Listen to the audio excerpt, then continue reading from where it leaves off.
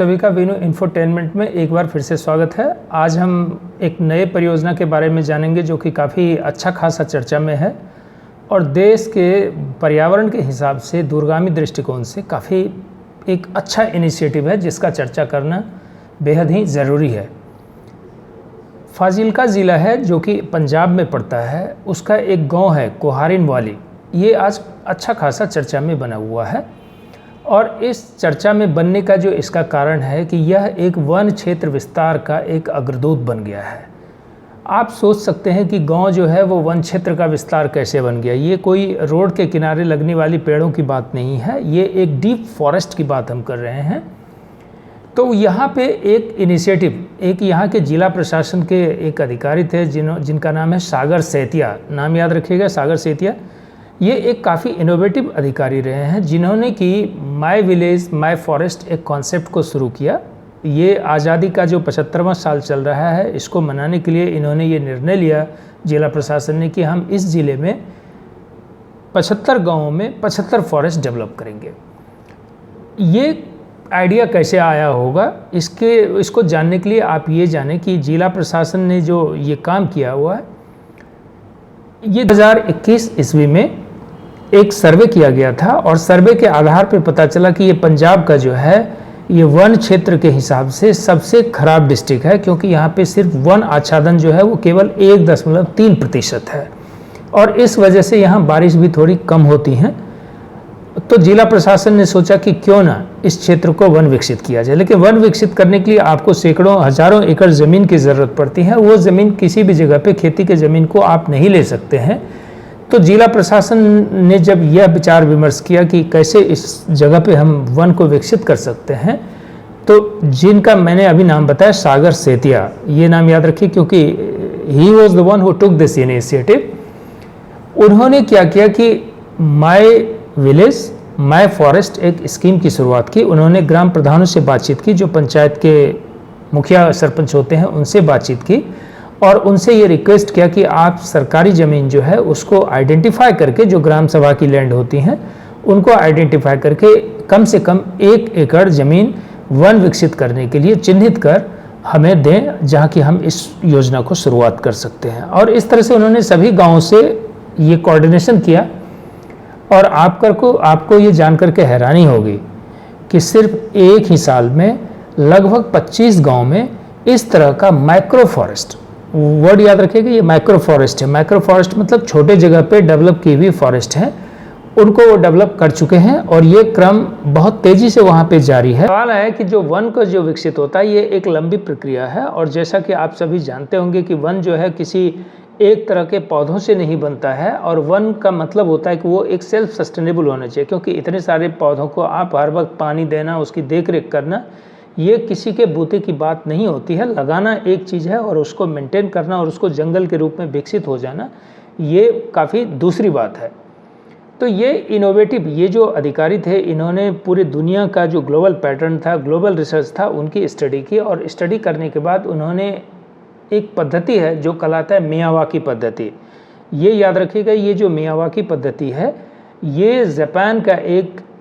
वनस्पति शास्त्री है Akira Miyawaki, ये नाम याद रखिएगा, अकीरा मियावाकी। उन्होंने 1980 ईस्वी में जापान में इस तकनीक को विकसित किया, क्योंकि वहाँ पे छोटे छोटे लैंड थे और छोटे छोटे लैंड में फॉरेस्ट डेवलपमेंट करने की योजना पे उन्होंने काम किया। इस पद्धति के तहत उन्होंने ये देखा कि अगर बहुत ज़्यादा 6000 से 8000 पेड़ 1 एकड़ में लगाए जाएँ और ये पेड़ का अगर नेचर अलग अलग हो, जिसमें कि हर्ष भी हो और श्रब्स भी हो, यानी कि झाड़ियाँ भी हों, छतरीनुमा पौधे भी हों और बड़े पौधे भी हों, मीन्स जो कि पेड़ का रूप ले सकें, तो यह धीरे धीरे एक वन के रूप में विकसित हो जाती हैं। इस पद्धति को उन्होंने यहाँ पे प्रयोग के रूप में एक पायलट प्रोजेक्ट के रूप में इस गांव कोहारिन वाली में सबसे पहला गांव था जहाँ की इस तरह की योजनाओं को उन्होंने शुरुआत किया। और यह शुरुआत इतना उत्साहवर्धक है कि यहाँ पे लगभग 8000 पेड़ों में से लगभग 7000 के आसपास पेड़ सर्वाइव कर गए और इसमें ग्रामीणों का योगदान अभूतपूर्व है। और यह योजना को रेप्लिकेट कर 25 गांव में इस तरह के फॉरेस्ट को डेवलप किया जा सका है। ये जो माइक्रो फॉरेस्ट है, इस फॉरेस्ट में जो है अलग अलग लेयर्स बनाए जाते हैं फॉरेस्ट की, यानी कि कुछ बड़े पेड़ होंगे, कुछ उनसे छोटे पेड़ होंगे, कुछ झाड़ियाँ होंगी, कुछ छोटे छोटे खरपतवार होंगे, ताकि ये भविष्य में जब जंगल बने तो यहाँ पे वन्य जीव भी अपना विचरण कर सकें।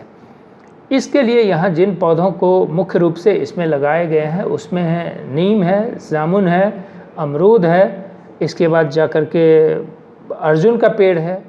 इन तरह के पेड़ों को यहाँ पे लगाए गए और उसके साथ साथ जो है वो इसके बाद जाकर के अशोक है, जो पेड़ के आगे चल कर के दृढ़ हो जाए, यानी मजबूत हो जाए, और मजबूत होने के बाद जो है ये एक जंगल का रूप ले सके। इसको इस तरीके से प्लान किया गया है कि ये 75 जो फॉरेस्ट बनेंगे ये एक तरह से पूरे डिस्ट्रिक्ट को इस तरह से आच्छादित करेगा कि एक तरह से एक फॉरेस्ट कवर के रूप में डेवलप हो जाएगा, और बहुत जल्द ही यहाँ जो 1.3% का जो वन आच्छादन क्षेत्र है वो भी बढ़ जाएगा। और इस काम को करने के लिए उन्होंने पंचायत से सहमति ली है, और जो इससे भी इनोवेटिव किया कि जो मनरेगा स्कीम चल रहा है, जिसको कि आप जानते होंगे, जिसके अंदर की लेबर को काम देने का प्रावधान है, उस लेबर के एनर्जी को स्ट्रीमलाइन करते हुए इन पौधों का जो सैपलिंग्स का डेवलपमेंट होता है, जो नर्सरी होता है, नर्सरी में ही इनको मनरेगा में काम दिया गया ताकि वहाँ पे पौधों को विकसित किया जा सके। इस तरह से गांव में एक रोज़गार सृजन का भी ये स्कीम बन गया, और इस स्कीम के तहत इन पौधों को यहाँ पे लगाए गए हैं, और ग्रामीणों के टहलने के लिए, घूमने के लिए इसके अंदर पाथवे का भी निर्माण किया जा रहा है, ताकि भविष्य में अगर वो बकरियां चराने जाते हैं या कुछ जाते हैं तो वो भी हो सके। इसके अलावा वन्य जीव जो है वो भी धीरे धीरे इस जंगल में अपनी एक घोंसला या अपना एक घर बना सके और ये एक जंगल का रूप ले सके। आप सभी ये ध्यान रखिएगा कि जंगल में हर लेयर में पौधे होते हैं, और उसके बिना वो जंगल का रूप नहीं लेता, क्योंकि जंगल को आपको सेल्फ सस्टेनेबल बनाना पड़ता है। और ग्रामीणों में इतना उत्साह है इस योजना से कि वो समझते हैं कि उनके यहाँ एक सुख समृद्धि आएगी, क्योंकि बारिश की स्थिति वहाँ पे बेहतर होंगी जब इतने फॉरेस्ट बन जाएंगे। और आपको ये जान करके और भी खुशी होगी कि ये फॉरेस्ट डेवलप होने में सिर्फ और सिर्फ 8 महीने का समय लगता है, क्योंकि 8 महीने तक इन पौधों को आपको पानी देना पड़ता है, खाद देना पड़ता है, और इसके बाद ये सेल्फ सस्टेनेबल हो जाता है, और इसके बाद आपको देख रेख की ज़रूरत नहीं पड़ती हैं। तो ये छोटा जो एकड़ है वो 1 एकड़ है, और कुछ गांव में इस ज़िले में 5 एकड़ तक का भी इस तरह का फॉरेस्ट डेवलप किया जा रहा है। और यह एक ज़िला पूरे देश के लिए एक नज़ीर बनेगा, और ऐसे ज़िले जहां की वन आच्छादन काफ़ी कम हो गई हैं और वहां पे जंगल की स्थिति खराब हो गई है, जिससे कि इम्बैलेंस ऑफ रेन हुआ है, वर्षा की स्थिति खराब हुई है और सुखाड़ की स्थिति आती है, उनका भी एक समाधान मिल सकेगा। सो बाद में जा कर के जो है कुछ ही वर्षों में इसके अच्छे परिणाम मिलने की वैज्ञानिक कम्युनिटी को भी उम्मीद है। और जो उनके, हालांकि उनका ट्रांसफ़र हो चुका है सागर सेतिया जी का, लेकिन यह काम निरंतर जारी रहेगा, और इसी साल के अंदर 75 गांव, 75 फॉरेस्ट, और इस तरह से फाजिल्का भारत के वन क्षेत्र के रूप में भारत में ही नहीं पूरे दुनिया में अपना नाम विकसित कर रहा है, और ग्लोबल जो वार्मिंग है और अलग अलग तरह की जो समस्याएं हैं उसका समाधान मिलेगा। धन्यवाद। उम्मीद करते हैं कि ये गांव की आप कहानी सुन करके आप भी वन लगाने के लिए इच्छुक होंगे, अपना पेड़ लगाएं, इन्वायरमेंट के लिए आप अपना सहयोग करें, सिर्फ सरकार पर निर्भर ना रहें। और उम्मीद करते हैं कि विनो इन्फोटेनमेंट में बताए गए ये जो कॉन्सेप्ट है, ये मियावाकी कॉन्सेप्ट, ये आपको काफ़ी अच्छा लगेगा। आप भारत के जिस कोने में भी रह रहे हो, अगर आपके गांव में वन की कमी हो तो आप इस मॉडल को ग्रामीण स्तर पर भी आपस में कोऑर्डिनेशन करके इसको आप रेप्लिकेट कर सकते हैं। दोस्तों, जब हम फॉरेस्ट की बात करते हैं तो आपके दिमाग में ये शायद प्रश्न आ रहे होंगे कि पता नहीं ये कितने करोड़ की, कितने अरब की बजट की होंगी। तो ऐसा नहीं है, ये एक बहुत छोटा, जिस तरह से ये मैक्रो फॉरेस्ट है उसी तरह से इसका बजट भी काफ़ी छोटा है। हर गाँव में इन जंगल को विकसित करने में ग्रामीण की तो अहम भूमिका रहती है, क्योंकि वो उसके देखभाल करते हैं, पंचायत उसकी देखभाल करते हैं। लेकिन ये जो प्लांटेशन और अन्य खर्चे जो इनको लगाने के होते हैं, और जो शुरुआती खर्चे आप कर सकते हैं, वो 7 लाख रुपया प्रति गांव है, और यह लगभग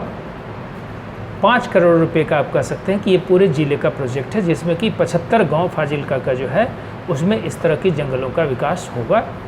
तो ये अगर आप 5 करोड़ की बात करें तो ये 5 करोड़ आपके कई 100 करोड़ बन जाएंगे, क्योंकि ये जो जंगल होगा, जब ये पेड़ विकसित होंगे तो ये आपका नेशनल एसेट होगा। और इस टिम्बर की कीमत को आप सिर्फ टिम्बर की कीमत से ही नहीं आंक सकते। पर्यावरण को मिलने वाले लाभ को जब आप कैलकुलेट करेंगे तो ये कई गुना ज़्यादा है, क्योंकि वहाँ पे ऑक्सीजन की भी लेवल बढ़ेगी, वहाँ पे बारिश भी बढ़ेंगी, और जो ग्लोबल वार्मिंग का कंडीशन है उसके लिए भी एक तरह से कह सकते हैं कि छोटा छोटा ही इनिशिएटिव सही, लेकिन अगर हर ज़िले में देश का हो जाए तो ग्लोबल वार्मिंग को मीट करने में काफ़ी मदद होगी। इसीलिए ह्यूमन लाइफ को जो बेनिफिट मिलने वाला है उसके अगेंस्ट अगर हम कॉस्ट को तुलना करें तो ये लगभग नगण्य है, क्योंकि इस कॉस्ट में आपने जो ये कॉस्ट लगाया इसमें किसी को लेबर के रूप में उनको पैसे दिए गए हैं, यानी कि वो पैसा भी लोगों की जीविका चलने में इस्तेमाल हुआ है। तो इसलिए यह सिर्फ अगर आप पौधे की कीमत सोचें तो रफली एक सैपलिंग की कीमत 20-25 रुपये होती है। तो अगर ये बहुत ही छोटा नगण्य खर्चे के बराबर है। धन्यवाद।